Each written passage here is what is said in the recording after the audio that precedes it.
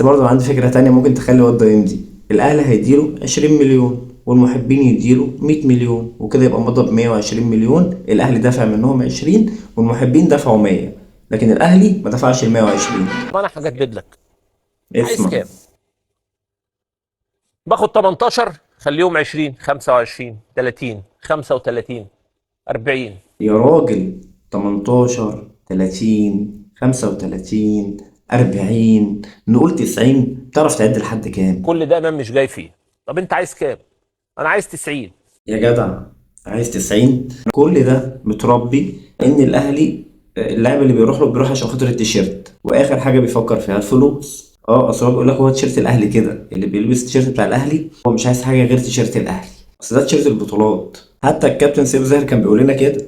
مش الكابتن سيف زاهر بس، والكابتن شوبير ومهيب عبد الهادي وابراهيم فايق، كل الناس. اللاعب جاي علشان خاطر ايه؟ علشان خاطر تيشيرت النادي الاهلي، مش عشان خاطر الفلوس. حتى الواد امام نفسه لما طلع معاهم في قناه النادي قال لهم كده، قال لهم انا جيت عشان خاطر ايه؟ انا فضلت في النادي شهر ونص، محدش بيسأل فيا. لا، هو اللي يركز في الكلام ده هيعرف ان هو كان جاي عشان خاطر الفلوس، مش عشان خاطر حاجه تانية، لانه فضل مستني الزمالك والزمالك ما كلموش. من الواضح ان امام ما تاهلنش. بروسس اسمه الاهلنه. ايوه، هي اهلنه اللاعب دي. بروسس اسمه الاهلنه. هو لو كانت اهلن بقى ما كانش اتكلم في الفلوس. الواد ده كده ما تاهلنش كويس. عارف ليه؟ عشان خاطر متربي الناحيه التانية في الزريبه بتاعت نادي الزمالك.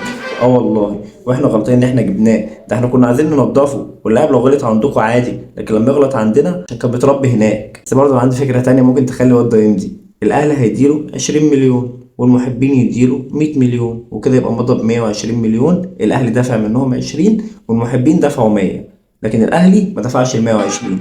هسيبك بقى مع النكته دي. سلام.